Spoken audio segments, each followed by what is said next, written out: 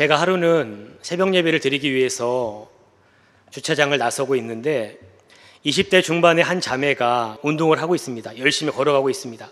참 대단하다고 생각을 했습니다. 예배를 마치고 아침을 먹으러 집에 왔다가 다시 출근하러 가고 있는데 그 자매가 아직도 걷고 있습니다. 그리고 하루 일과를 다 마치고 퇴근하고 집으로 가고 있는데 여전히 그 자매가 똑같이 모습으로 걸어가고 있는 것입니다. 그날도 그렇고요. 그 다음 날도 똑같이 걸어가고 있습니다. 며칠이 지나갔을 때 제 마음 가운데 깨달아지는 게 있었습니다. 아, 이 자매가 마음이 아프구나. 이 마음이 참 아파서 이 마음을 어찌할 바를 몰라서 걷지 않으면 견딜 수가 없어서 이렇게 걸어가고 있구나 하는 그 마음이 제 안에 깨달아지게 되었습니다. 그렇게 매일처럼 걷고 있는 그 자매를 보면서 제 안에 드는 생각은 무엇이었냐면, 혹시 이렇게 매일 걷고 있는 이 자매의 모습이 오늘을 살아가고 있는 우리들의 모습은 아닐까? 바쁘게 어디로 가고 있는지 알지도 못하면서 매일처럼 주변의 사람들이 다 그렇게 걸어가고 있으니까 함께 걸어가고 있는 모습을 하고 있는 우리들의 모습은 아닐까? 그런 생각이 들었습니다. 그런데 이런 현대인들의 모습을 스위스의 화가인 막스 훈치커라는 분이 계시는데 이분이 그림에 이 모습을 담았습니다. 바로 이 그림입니다. 이 그림을 보시면 이 제목이 뭔지 아십니까? 잠깐 멈추세요. 어딜 그리 급히 가나요? 이런 제목의 그림입니다. 그런데 이 그림을 잘 보시면 한 남자가 초점을 잃고 한 방향으로 달리고 있습니다. 그리고 그 달려가는 그 남자를 가로막고 서 있는 한 천사가 있습니다.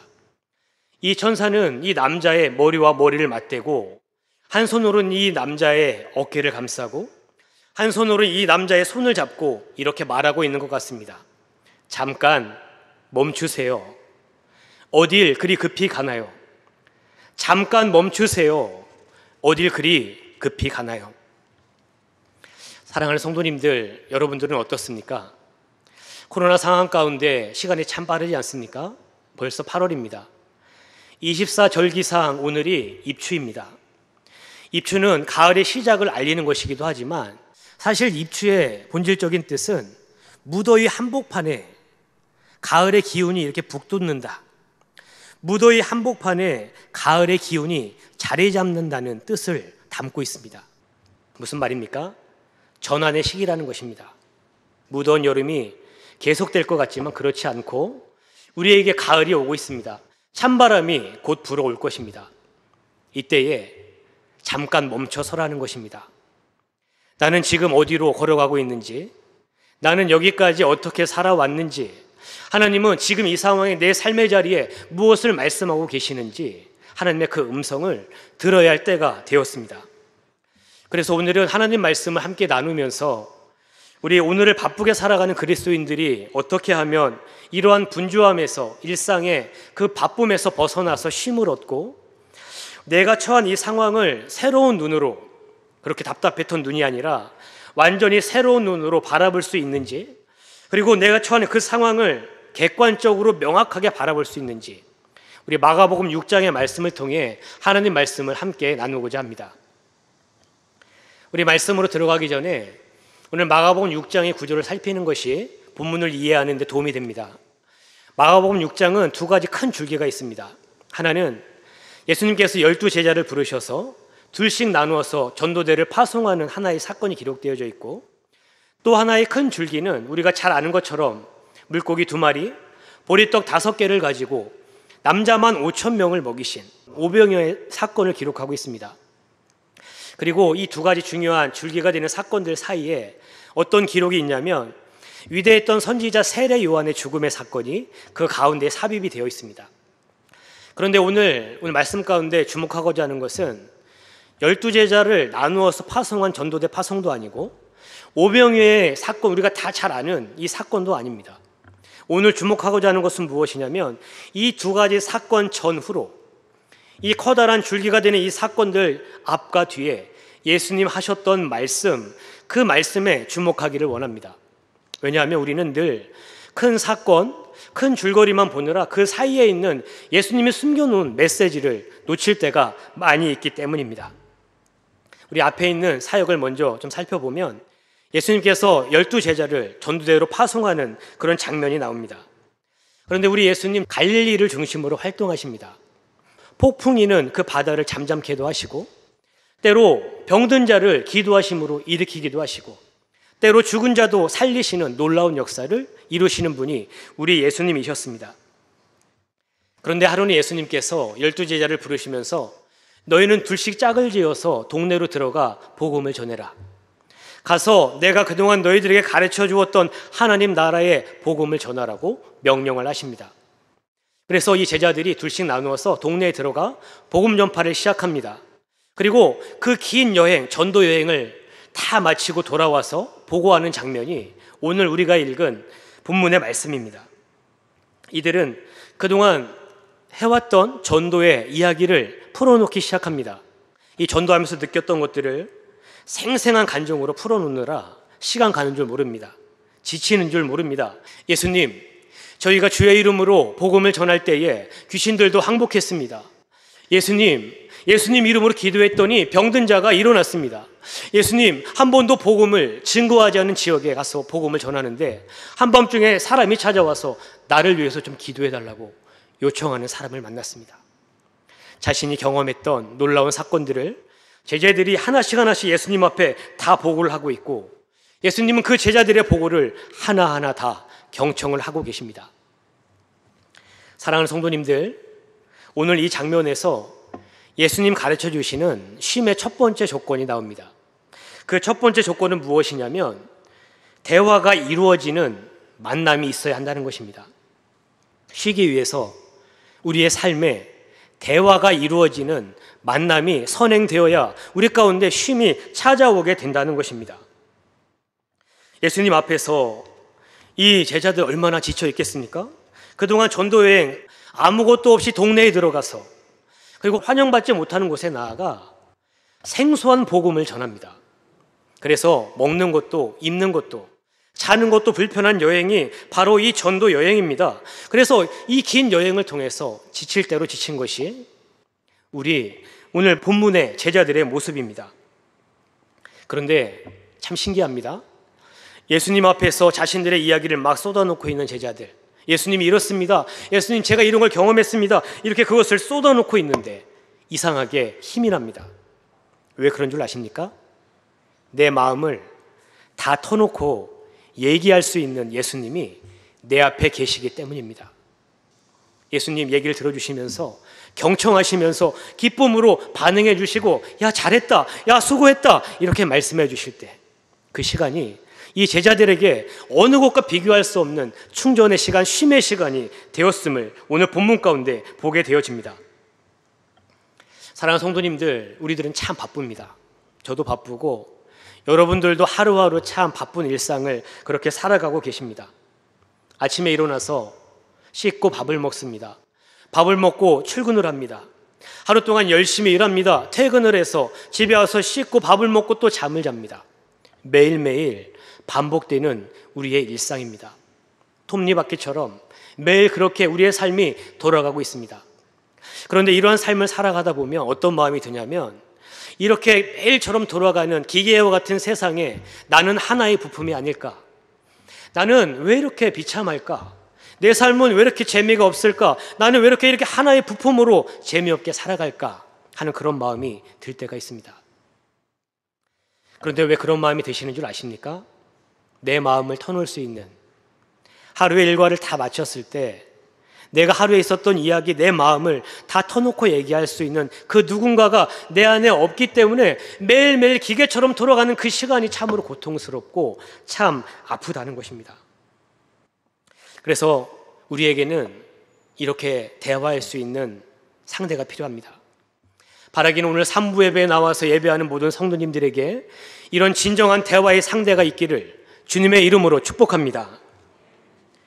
예수님은 지금 모든 제자들의 보고를 처음부터 끝까지 다 그렇게 경청하면서 듣고 계셨습니다. 그런데 그렇게 기쁘게 보고는 하고 있는데 제자들의 모습을 가만히 지켜보니까 제자들이 놓치고 있는 것이 보입니다. 이들은 지금 너무 은혜를 받아서 영적으로는 충만합니다. 그런데 몸이 녹초가 되어 있습니다. 이들의 마음이 많이 지쳐 있습니다. 사람들의 시선에 시달리느라 사람들과 매일매일 마음으로 부딪히다 보니까 마음이 많이 아파 있습니다. 그래서 우리 예수님 이런 모습, 제자들의 이런 모습을 보시고 구체적인 휴식의 방법을 오늘 본문 가운데 말씀하고 있습니다.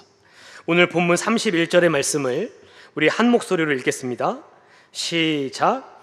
이르시되 너희는 따로 한적한 곳에 가서 잠깐 쉬어라 하시니 이는 오고 가는 사람이 많아 음식 먹을 겨를도 없음이라. 아멘. 계속해서 밀려드는 사람들 때문에, 계속해서 끊이지 않고 찾아오는 사람들 때문에 밥 먹을 시간조차 없는 것이 제자들의 삶이었습니다. 이들에게 예수님께서 쉼의 방법을 말씀해 주십니다. 무엇입니까? 너희는 따로 한적한 곳에 가서 잠깐 쉬어라. 우리 한번 따라해 보겠습니다. 따로 한적한 곳에 가서 잠깐 쉬어라. 우리 예수님 휴식의 방법을 아주 정확하게 말씀하십니다. 첫 번째로 말씀해 주시는 것이 무엇입니까? 휴식의 방법이죠. 어떻게 휴식하라고 합니까? 사역할 때는 다 같이 힘을 합해서 이 큰 사역들을 이루어가지만 쉴 때는 너희는 따로 쉬어라. 함께 쉬는 것은 쉬는 게 아니니 너희는 따로 쉬어라. 그렇게 말씀하십니다. 그리고 나서 휴식의 장소를 말씀하시는데 우리가 매일 일하는 그 장소가 아니라 복잡한 일상을 떠난 한적한 곳에 가서, 한적한 장소에 가서 쉴 것을 말씀하십니다. 그 다음에 휴식의 정도를 말씀하십니다. 그러면 얼마큼 쉬어야 됩니까? 예수님 말씀하십니다. 잠깐 쉬어라. 계속해서 쉬는 것이 아니라 너희는 잠깐 쉬어라. 우리 예수님 분명하게 말씀하고 계십니다. 성경을 보면 한적한 곳이라는 표현이 세 가지로 사용이 되어지는데 첫 번째가 오늘 31절 말씀에 있는 것입니다. 아무것도 하지 않는 것이죠. 그동안 해왔던 일들을 멈추는 것입니다. 그리고 아무것도 하지 않고 그냥 쉬는 것, 그것이 첫 번째 한적한 곳입니다. 두 번째 한적한 곳은 무엇이냐면 조용한 곳에 가서 맛있는 것을 먹으면서 영양 보충을 하는 것이고, 세 번째 한적한 곳은 무엇이냐면 마가복음 1장 35절 말씀처럼 예수님께서 한적한 곳에 가셔서 하나님께 그 새벽 시간에 기도하셨던 것처럼 기도하는 시간, 하나님의 음성을 듣는 시간, 하나님의 마음을 깨닫는 그 시간이 한적한 시간이라고 성경에 그렇게 표현이 되어져 있습니다. 예수님은 제자들을 보고 아셨습니다. 얘들에게는 쉼이 필요하겠다. 얼마나 힘든 여행을 해왔는지 누구보다 예수님께서 아셨습니다.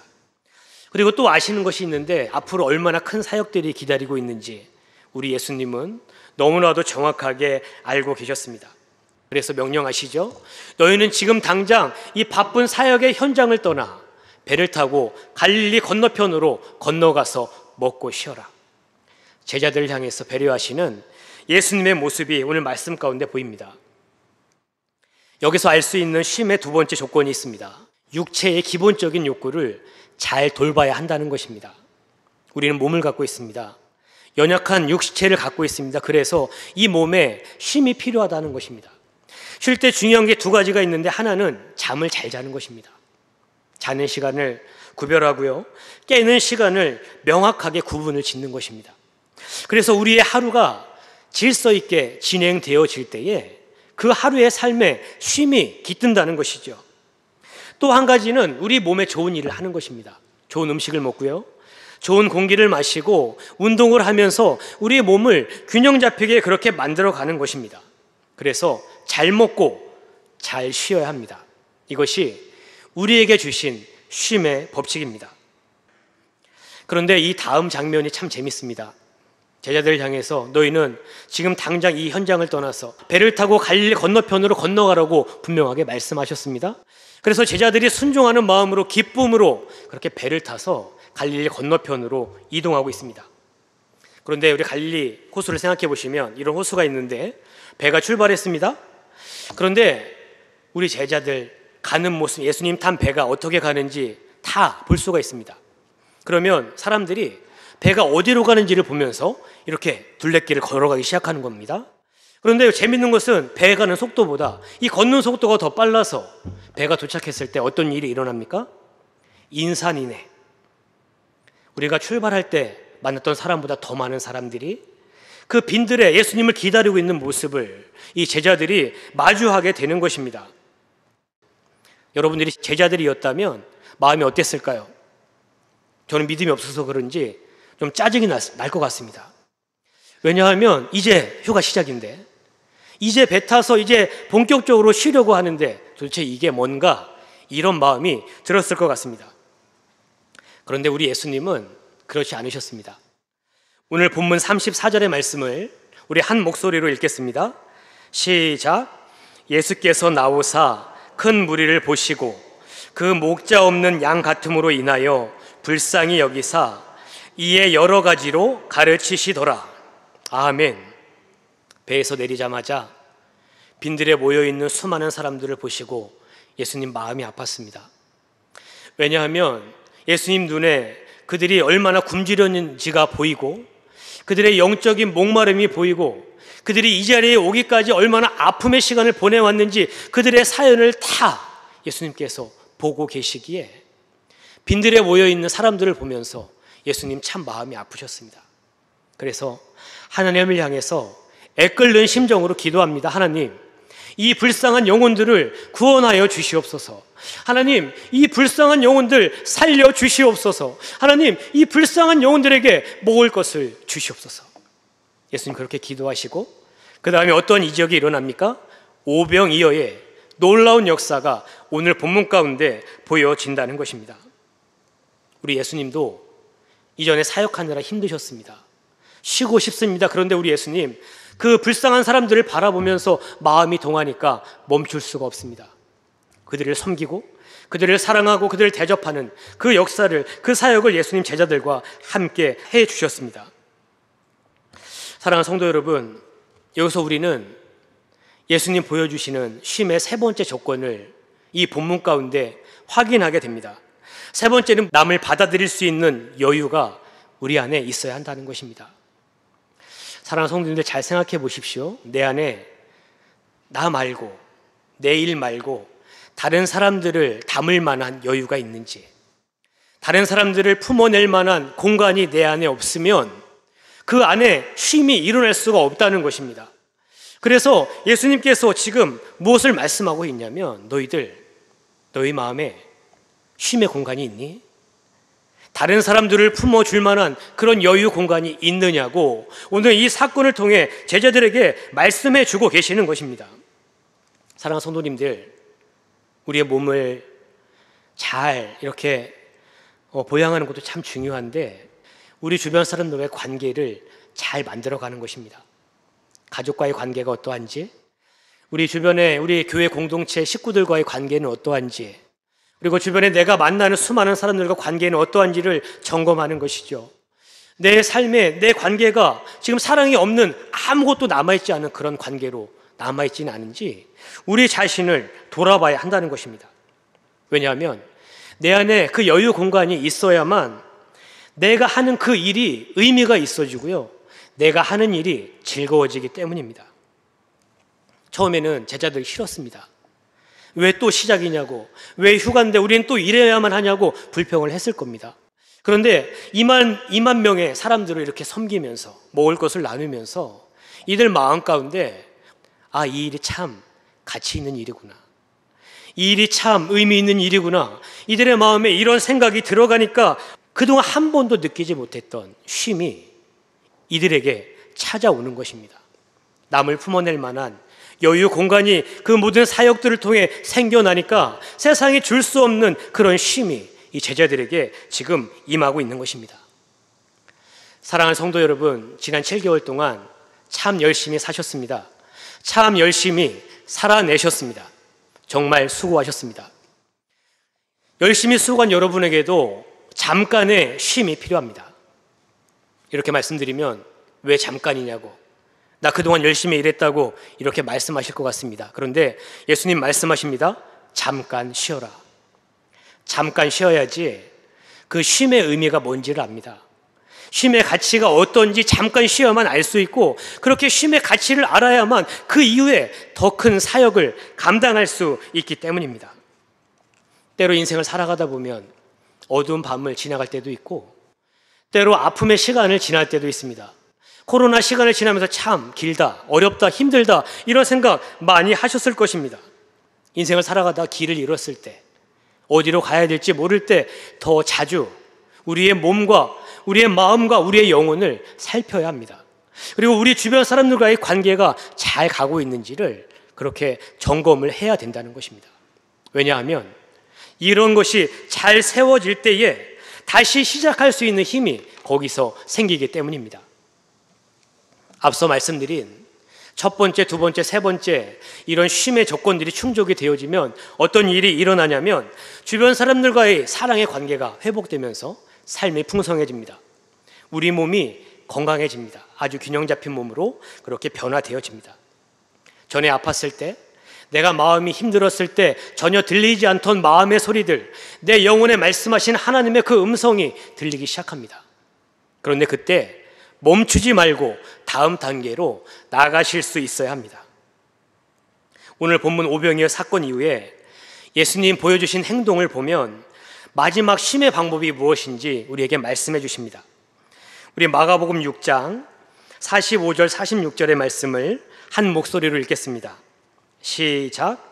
예수께서 즉시 제자들을 재촉하사 자기가 무리를 보내는 동안에 배 타고 앞서 건너편 벳세다로 가게 하시고 무리를 작별하신 후에 기도하러 산으로 가시니라.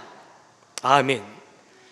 예수님 가르쳐 주신 마지막 쉼의 방법은 하나님의 음성을 듣는 자리, 하나님께 기도하는 자리, 하나님을 예배하는 자리로 나아가라고 우리 예수님 말씀하십니다. 왜 예수님이라고 이 오병이어의 고된 사역 뒤에 그동안 제대로 쉬어본 적 없으셨는데 왜 쉬고 싶지 않았겠습니까?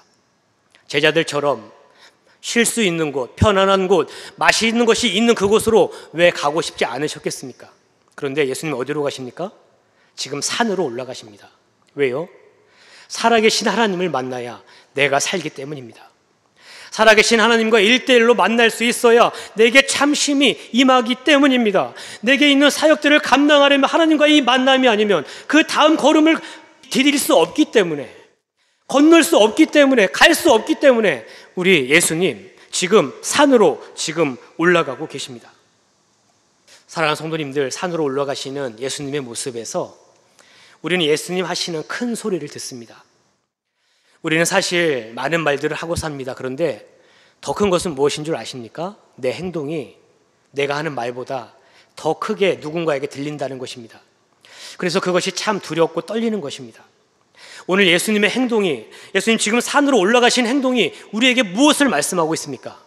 내가 아버지 하나님 앞에 나가 1대1로 만남을 통해 충전하고 휴식을 얻어서 다시 사역의 자리로 나가는 것처럼 너희들도 기도의 자리로, 하나님을 만나는 예배의 자리로, 하나님을 만나는 섬김의 자리로 나가 다시 충전해서 다시 나아가라. 우리에게 해주시는 예수님의 분명한 말씀이 바로 이 말씀인 줄로 믿습니다. 그러니 사랑하는 성도님들, 쉴 수 있을 때 잘 쉬십시오. 잘 드시고 잘 주무시면서 우리 몸의 균형을 잘 만들어 가십시오. 그러면서 한 가지 더 하셔야 될 거는 주변 사람들과의 관계를 사랑의 관계로 잘 만들어 가십시오. 그리고 여기서 멈추지 마시고 살아계신 하나님과 만나는 그 자리, 예배하는 자리, 기도의 자리, 섬김의 자리, 사명의 자리, 그 자리에 서는 모든 성도님들 되시기를 주님의 이름으로 축복합니다. 얼마 남지 않았습니다. 무더운 여름입니다. 무더위 한복판이지만 찬바람이 불기 시작했습니다. 이 전환기에 우리는 어떻게 살아야 되는지 다시금 결단해야 할 것입니다. 각자의 삶의 자리에서 하나님을 가까이 함을 통해 예수님 주시는 쉼을 누리는 광석의 모든 성도님들 되시기를 주님의 이름으로 축복합니다.